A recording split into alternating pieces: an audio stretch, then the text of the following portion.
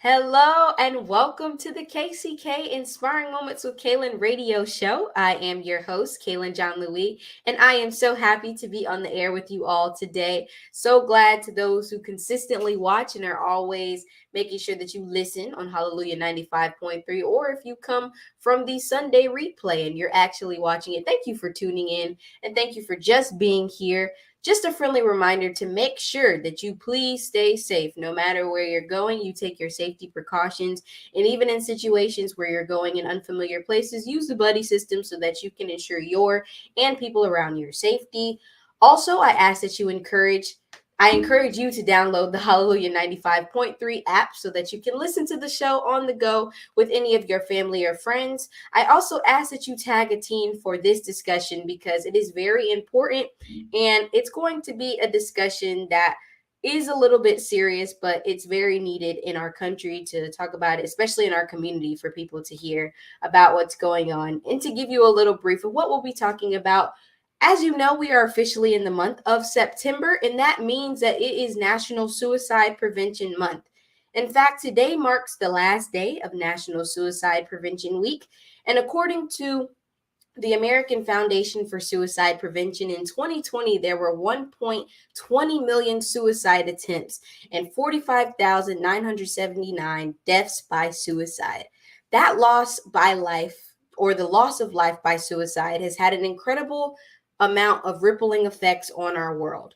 So today I have special guest Dr. Juanita Barnett, a licensed professional mental health counselor, with me today to discuss suicide prevention. And in our conversation, we'll also discuss the importance of taking care of your mental health. To give you a brief introduction of who my guest is, Dr. Barnett is an assistant professor of counseling at Alabama State University. She is also the faculty advisor for the Counselor Education Student Association and Chi Sigma Lambda for the ASU Counselor Education Programs. She received her doctorate degree in counselor education and supervision from Auburn University, her master's degree in clinical mental health counseling from Alabama State University, and her bachelor's degree in psychology from Florida State University. Dr. Barnett is a licensed professional counselor in the state of Alabama and a national certified counselor with NBCC. Her research interests include mental health related issues within the Afro Caribbean immigrant populations, global mental health, spirituality and counseling, and professional development amongst faculty in counseling and training. She's passionate about bridging the gap and eliminating the disparities in mental health services for underdeserved and underrepresented minority populations through research, advocacy, training, leadership, service, and outreach activities. Again, her name is Dr. Juanita Barnett. Welcome to the show, Dr. Barnett. Hello, hello. Thank you for having me, Kaylin. So glad to have you on, you all. I am very excited to have her as a guest, and I guess we can get right into the conversation. So, as I stated, it is National Suicide Prevention Month. And so, with you being a counselor, I'm wondering, one, I want to ask the obvious question: why do you think it's important for others, especially youth, to take care of their mental health? Well, Kaylin, my answer specifically to that question is that um, just as important it is for us to take care of our physical health, it is extremely important to take care of your mental health. And they're all connected and interconnected, because if your mental health is not doing well, then physically your body will start telling you, and you'll be having those signs and symptoms. It can be a headache, stomach ache, a lack of attention or focus. So they're all connected. So if we don't take care of our mental health, then we'll begin to see physically that our physical health and other areas of our life also begin to deteriorate. That is a true statement. I mean, I've even had situations where I've been ripping and running, and my body's like, slow down, take a break, be able to get some rest. And I feel like mental health, so many people in my generation, other peers like me, a lot of people, I feel like we've started to really make mental health seem normalized, because I know that in other generations or in different age groups, it wasn't something that used to be talked about as much, especially among the African American population.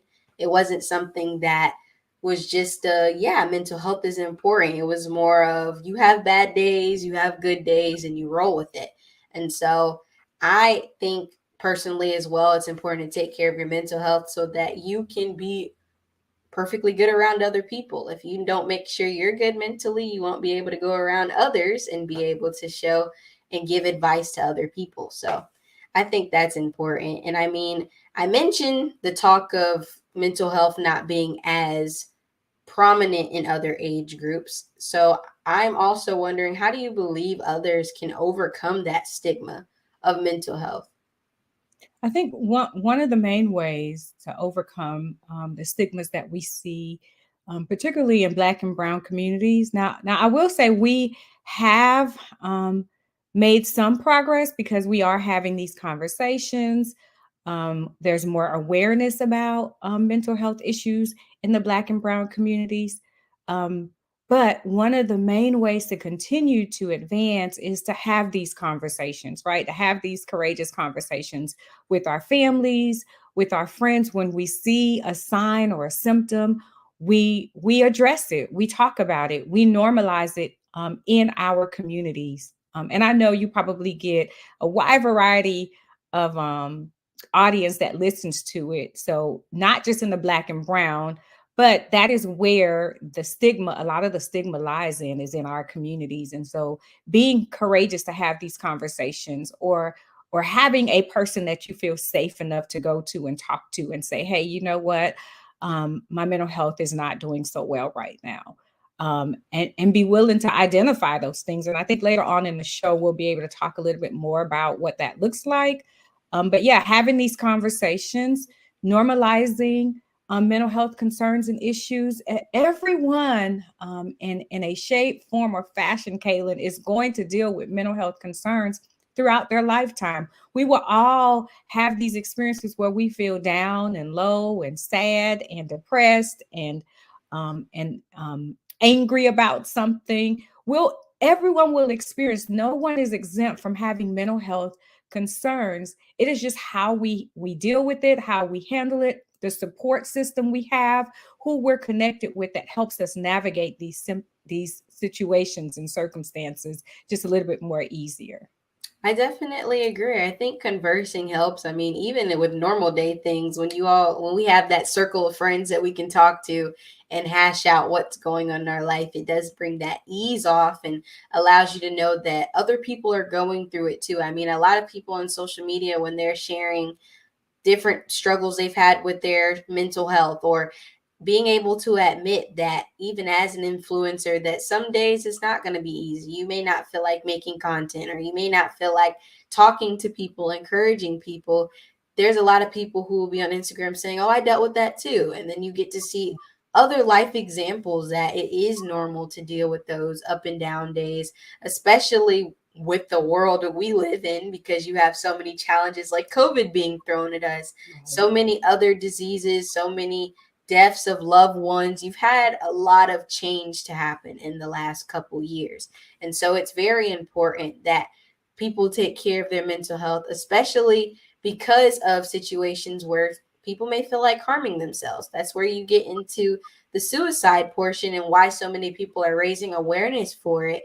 Because I know that there was actually a student in my grade about maybe 2, 3 years ago. He actually committed suicide, and he's supposed to be graduating with us this year. We may not know what was going on exactly, but the fact of the matter is that was a loss of life. And there's so many people who have to deal with not knowing the signs, not knowing, well, how did I know this person was thinking about committing suicide? Or how come I couldn't have helped them out of that? And so I'm wondering, what advice would you give to someone, or a teenager, or even somebody who knows someone who may be considering harming themselves, or someone who is in that position where they are contemplating suicide? So, Kaylin, one of the things you just said was that you knew someone that died by suicide, and suicide is the second leading cause of death for individuals ages 15 to 24. So, with it being the second leading cause of death, everyone in that age range will either know someone that died by suicide or attempted, or will have the thoughts themselves, right? And so One of the number one stigma with people that are dealing with individuals that have had those thoughts is they think if I ask the question, are you thinking about, ending your life or suicide, that it's giving them that thought. And that is a myth. It is not planting that thought in their mind. It is not planting the seed.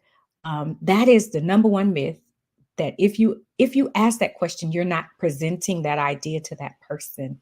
So if you have a friend or a family member that you believe may be thinking about it, the best thing you can do is to ask the person outright, are you thinking about suicide or ending your life? Um, I think about even my daughter, she's 11 now, but when she was 8, in our city, there was an 8-year-old that had there were several 8-year-olds that particular year, a few years ago, 3 years ago, there was several 8-year-olds that had some had attempted and several had succeeded and died by suicide. So they had to quickly um, um, changed the curriculum in the counseling Wow. course that year to kind of address suicide with that age group, and she came home talking about it. And we had that conversation. She was like, Mom, suicide. She kept saying suicide. So I said, well, she's ready. So we had that conversation. What is suicide? Um, um, what does it look like? So just asking the person, hey, are you thinking about suicide? Are you having suicidal thoughts or thinking about ending your life? And if they are, if sometimes people are afraid and say, well, what do I do if they say yes? Then you just get them help, right? You stay with them, you talk with them until you can get them to help. So that, okay, if we can just be bold enough to ask, I think that can help with intervention. I agree. I mean, that's the main thing. And I mean, there's so many of my friends where it's like, well, what do you do in that situation? Because if someone does say that, is it me breaching their trust if I tell an adult? Because then they feel like, well, I was having an honest moment with you and then you went and told someone. But I mean, it is important. I've had a few people, like you said, that the more our generation hears about suicide, the more we know of other people. And there have been several of my peers to tell me that they've either had conversations with people where they've mentioned having those feelings or that they've had attempts. And first thing they're wondering is, okay, what do I say? What do I do? Do I tell an adult? And I mean, I think it is good to tell someone that you trust, a trusted adult, so that they can find a way to get them help.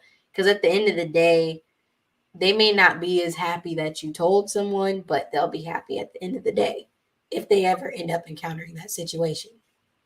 Yeah. So, Kaylin, in our profession, right, we have client counselor privilege communication, right? So, whatever they tell us by law, we cannot share that information with no one, right? So, my career involves keeping people secret, right? But one of the limitations to keeping their secrets or maintaining confidentiality, that the law allows me to breach confidentiality when the person tells me that they want to end their life. So you may have a friend that says, hey, I'm thinking about ending my life and you don't want to, or they're thinking about suicide, and you don't want to break that. But that is an instance where it is okay. It is absolutely okay to break that trust, because what's important is you saving a life, right? So picking up the phone and calling a parent or staying on the phone with them and connecting them maybe to a counselor or a trusted adult, right? That can intervene and help the person. So it's okay. I'm going to tell you, it is okay to break a friend's trust if they're telling you that they're thinking about suicide and ending their life. It is okay to break that trust to get them help. I think that's very important to say. I mean, it's sad that that's something my generation, even just people in general, have to deal with, never knowing when someone, because it's always that saying where people's like, you never know when somebody might crack and they either might choose to end their life, they might choose to harm someone else.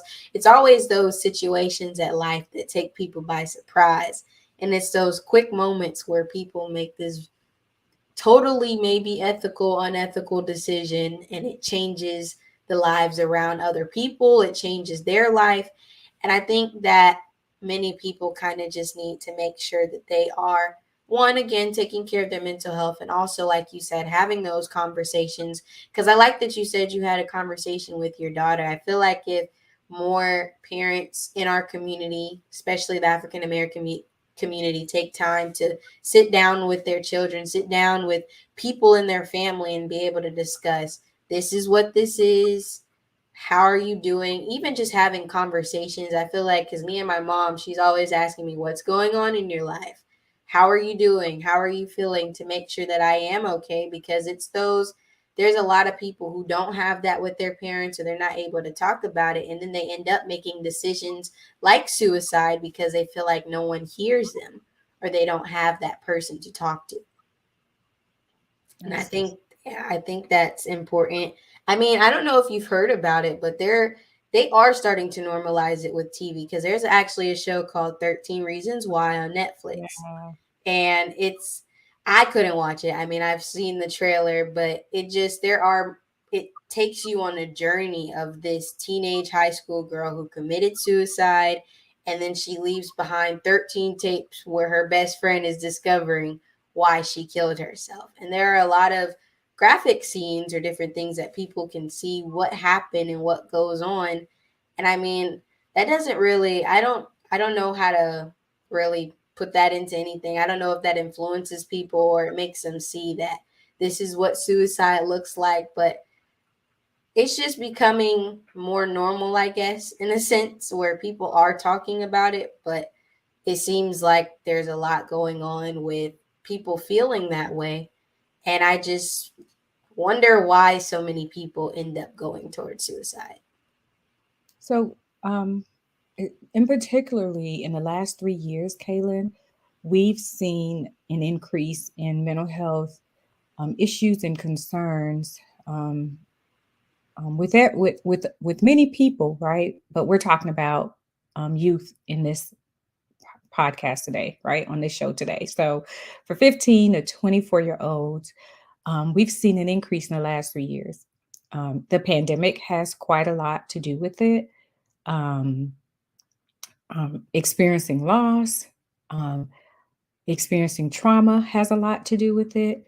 And then I was having a conversation with my coworker recently, and just the access to the world that youth now have that we didn't have when I was coming up. And so you guys have access to this great big old world that we didn't have access to.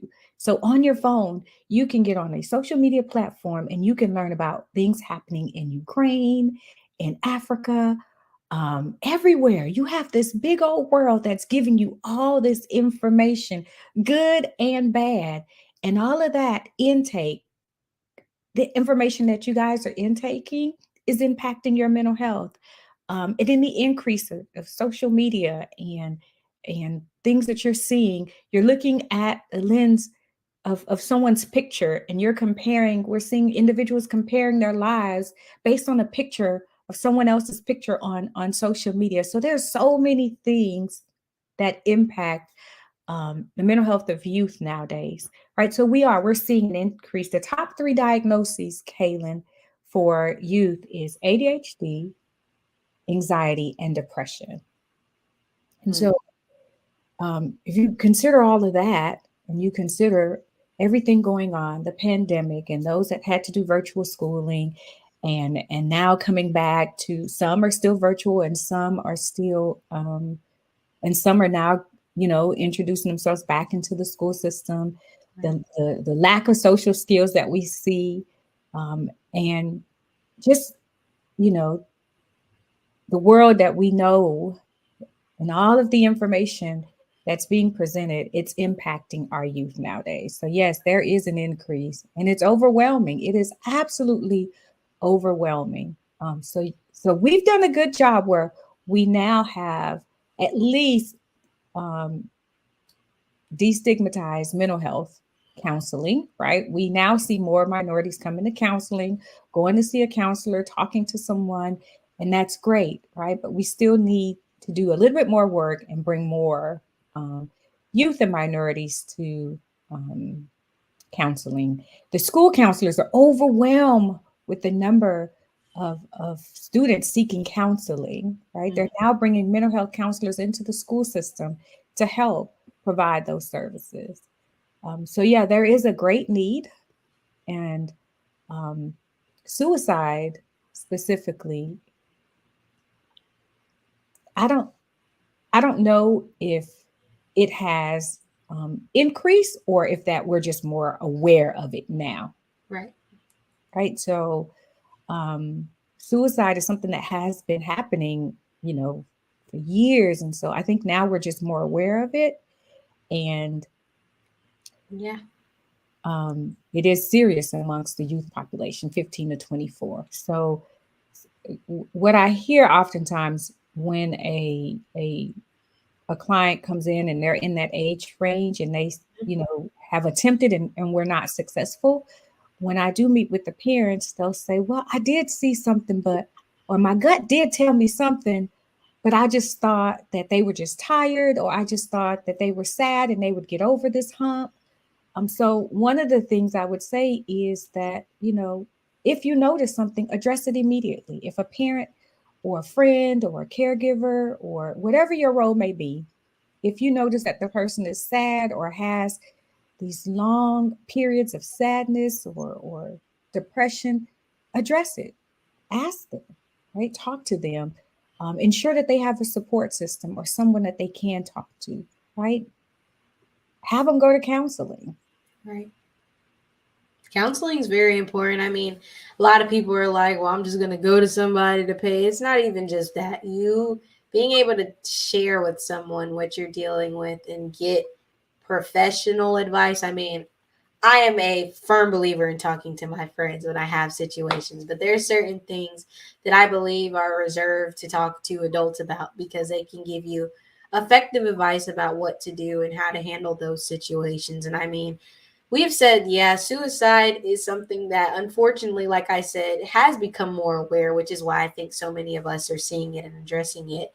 And so with that, I mean, we've talked about how it's affected, and you gave incredible advice to those listening about what to do when you may be in that situation or you know someone. So I want to just give you the chance to just list some mental health resources that people can actually go ahead and look into if they need to forward it to someone or if they need it for themselves. Okay, so one of the resources that I love and that I give wherever I go is the suicide prevention line, right? Hotline, and it's 741-741. And you can just text help to 741-741, and a counselor will connect with you and assess what's going on and connect you with someone. We also now have, just like the 411 information line, we now have a 988 crisis line. Um, and you can just dial 988 on your phone, and you can also text it. It's available 24 hours. It's in English and in Spanish, and you can also get help that way.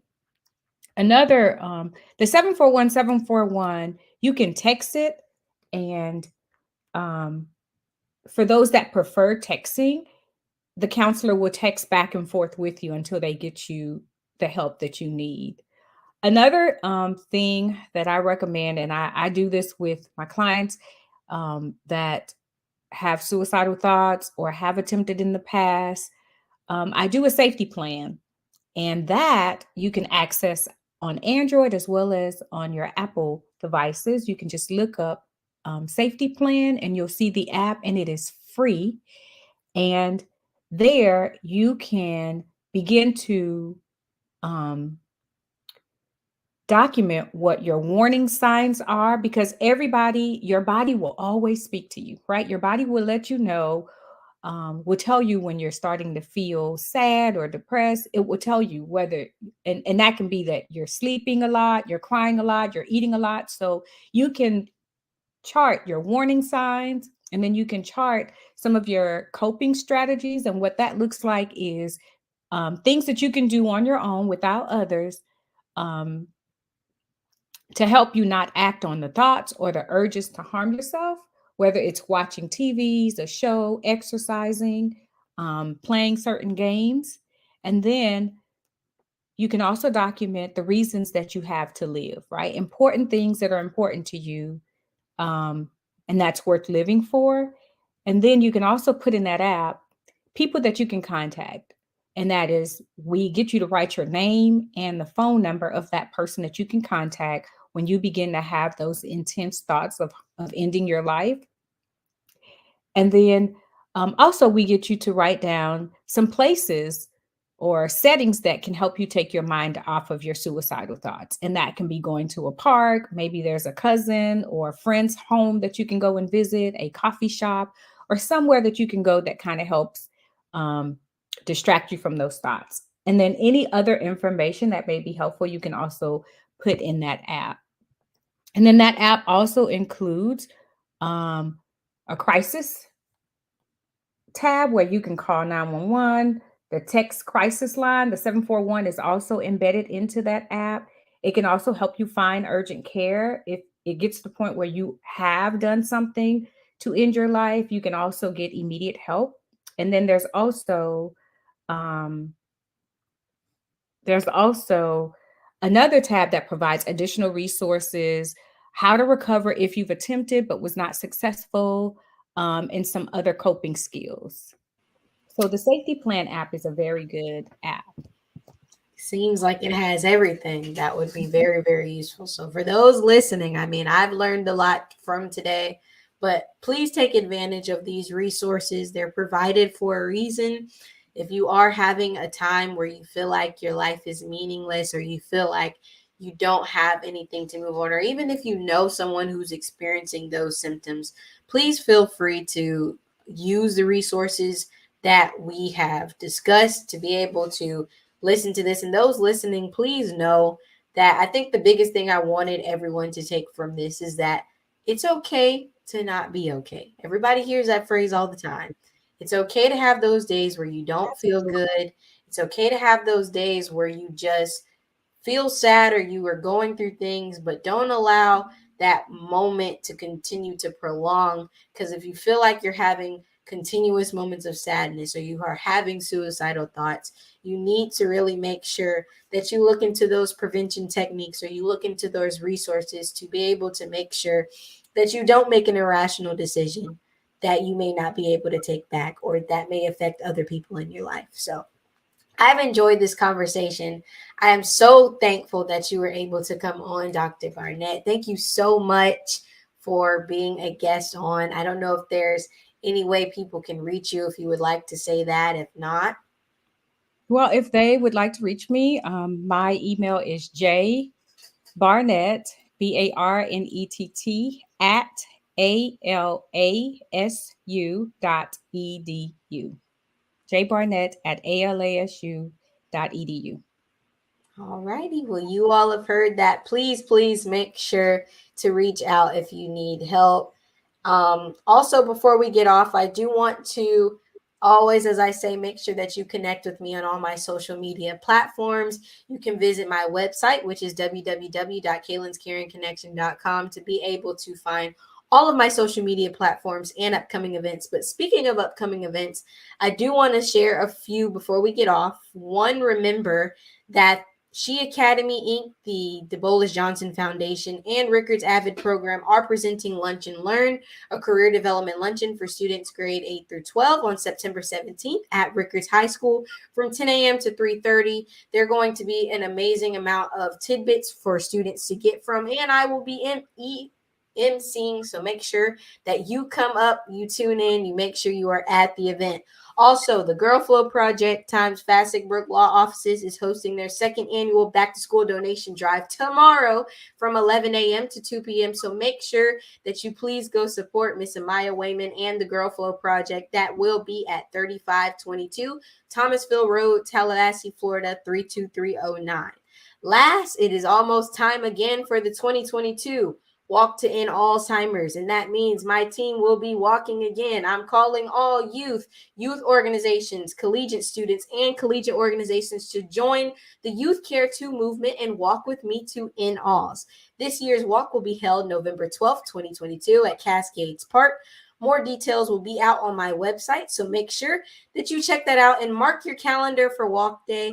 Thank you again for tuning in to the show. If no one has told you today that they care about you, know that I do and know that I love you.